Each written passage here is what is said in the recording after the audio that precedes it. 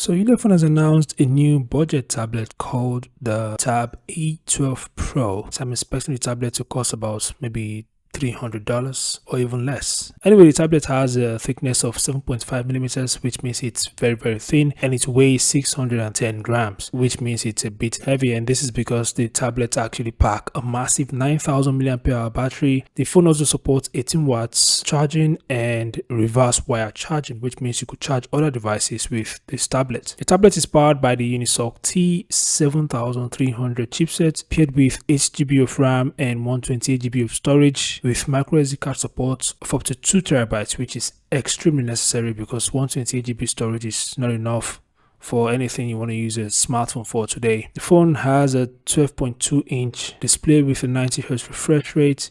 Max brightness is 450 nits, which isn't, that bright. It means that it does not be able to comfortably use this tablet under direct sunlight. In the camera department, the tablet has a single 13MP rear camera and a 5MP selfie camera. Video recording of the rear camera goes up to 2K, while the front camera can record 1080p videos.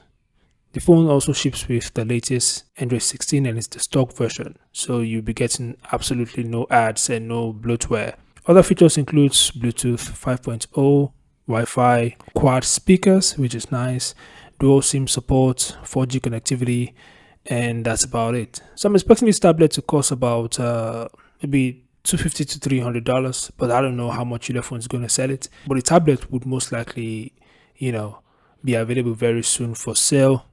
And I don't know if the tablet actually supports, external keyboard, but I don't think it does. Anyway, these are the top details of the Ulefone Tab A12 Pro. Feel free to share your thoughts. Thanks for watching. I'll see you guys in the next one. Peace out.